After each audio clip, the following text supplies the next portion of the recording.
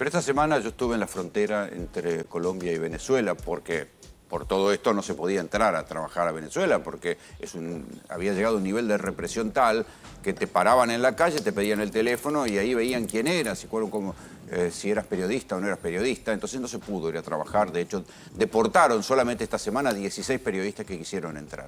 Pero en esa frontera vi que no solo el lugar en disputa era por el petróleo. El otro punto en disputa es la cocaína. En esas montañas de la frontera entre Colombia y Venezuela es uno de los pocos lugares del mundo donde crece la hoja de coca y donde se fabrica cocaína.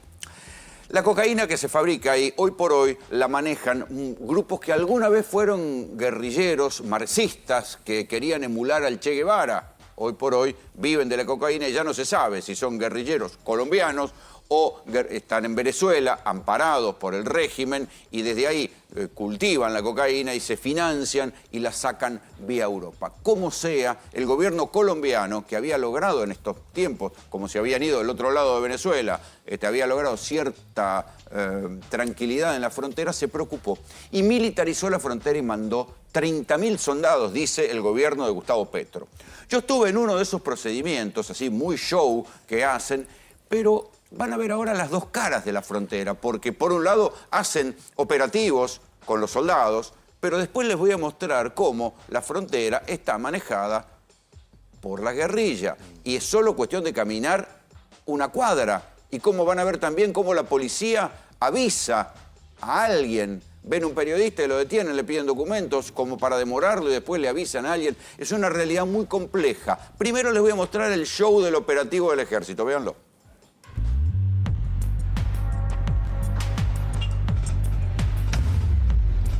Se despliegan, controlan, hacen retenes. Los puentes de noche se ponen picantes.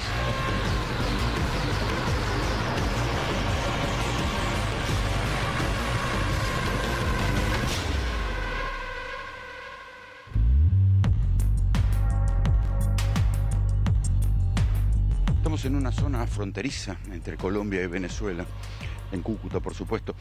Este tipo de operativos sorpresa los hace el ejército, es parte de la militarización, los 5.000 soldados que se agregaron aquí en la frontera para controlar lo que pueda pasar frente a la inestabilidad que hay en Venezuela. Entonces aparecen los soldados en un barrio, es un barrio común, se despliegan y controlan, hacen retenes para ver qué es lo que está pasando. Esta es una zona de pasos ilegales.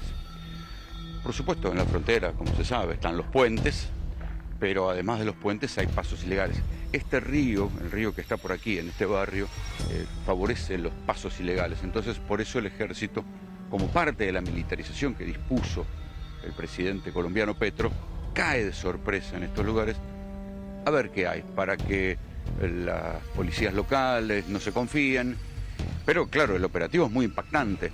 Ahora van a ver el tamaño de la tanqueta en la que se mueven las tropas. Yo les aseguro que es algo que no existe en el ejército argentino. En esta tanqueta viajan los soldados que hacen estos operativos sorpresas. La verdad que es de un tamaño desconocido. Yo en la Argentina nunca vi una cosa así. Vean lo que es de frente. La verdad que impresiona. Ejército Nacional, más que un todoterreno esto, Los puentes de noche se ponen picantes, ¿sí?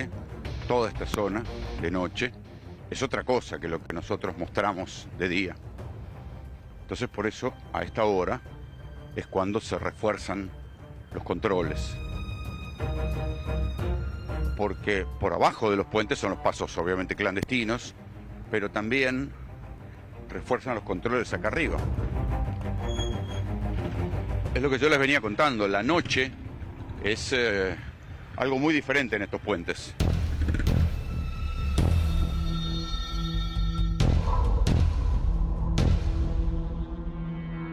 A diferencia de lo que sucede de día, donde los autos pasan tranquilamente, los soldados hacen estos operativos sorpresa.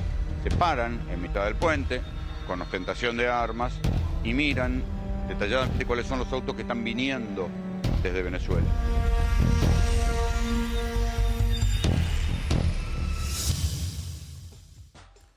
Claro, acá en la Argentina el ejército tiene prohibido hacer tareas de seguridad interior. No es así en Colombia. Es una de las cosas que Estados Unidos se está pidiendo y no se extrañe que en cualquier momento Milei la autorice, que los militares no quieren meterse en la lucha contra el narcotráfico. Estados Unidos pide que las fuerzas militares se involucren en la lucha contra el narcotráfico. Por eso los militares están así haciendo esos operativos de frontera, porque están involucrados en la lucha contra el narcotráfico, que allá también es la lucha contra la guerrilla. Es algo que nosotros, por suerte, acá no tenemos. Pero, imagínense el tipo de armamento que tienen. No solo tienen ese tipo de tanqueta así futurista, que acá no existe en el ejército argentino, por lo menos yo no la conozco. Lo último que conseguimos fue la tanqueta china, famosa, que se la la trajeron para el G20, la dejaron acá y se la dieron a la Policía Federal. Utilizan ametralladoras con silenciador para combatir en la selva. Nosotros vimos una en el puente. Esos fusiles ametralladora son con silenciador para poder disparar en la selva y que no vean desde dónde estás disparando. Pero esto es una frontera donde la guerrilla secuestra gente, porque esta semana mismo, cuando yo estaba allá, secuestraron 5 policías, desalojan campesinos a punta de pistola. Este es uno de los temores de Colombia. Caído en crisis el régimen bolivariano, los del ELN y las guerrillas que estaban del otro lado, tranquilos, sin que nadie los persiguiera, se supone que pagando algún tipo de peaje para que el ejército venezolano no los moleste, están volviendo para el lado colombiano con una característica. Combaten y atacan drones, utilizan drones desde los que disparan granadas. O sea, hasta la guerrilla se está modernizando y está utilizando drones. Bueno, cuando uno ve estos operativos, dice, bueno, están preocupados porque venga la guerrilla. Sin embargo, cuando vos hablás, no te digo con un gran informante, cuando hablas con los taxistas de la zona, todos te dicen, los puestos fronterizos acá los maneja el ELN. Esos puestos fronterizos clandestinos se llaman trochas. Vean cómo son. El puente Simón Bolívar en la frontera entre Venezuela y Colombia se volvió famoso esta semana. Allí se apostaron cientos de periodistas de todo el mundo luego de la captura de Nicolás Maduro. El ejército colombiano puso 3 tanquetas sobre el puente y los periodistas esperamos sin suerte que nos dejaran entrar a Venezuela.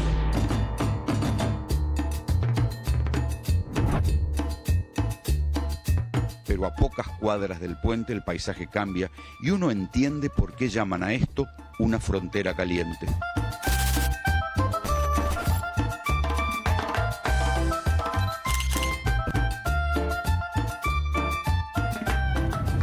Todo eso son zonas de guardar el contrabando. Claro.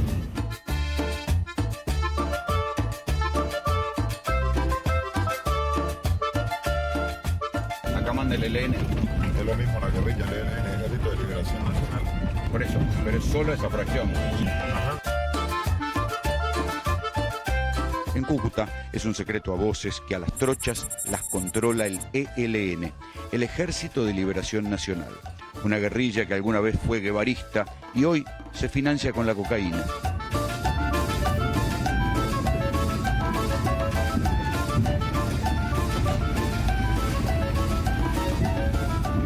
A poco de andar, la policía nos pide documentos. Nos dejan pasar, pero nos llevamos la impresión de que le avisaron a alguien que éramos periodistas. ¿Eso da a la costa directamente? ¿Ah? ¿Eso da a la costa? Pues está la venezolano.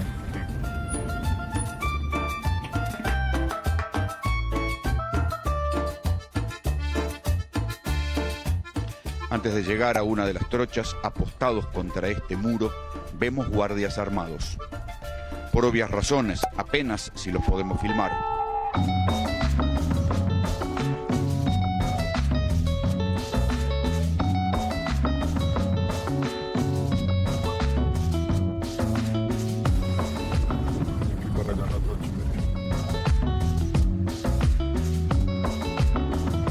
Se habla de una trocha, se habla de esto. Un lugar, una especie de montañita, pues se puede vadear el río. Entonces es muy común ver pasar las motos que pasan directamente al otro lado en Venezuela. Por supuesto, una trocha es un paso clandestino.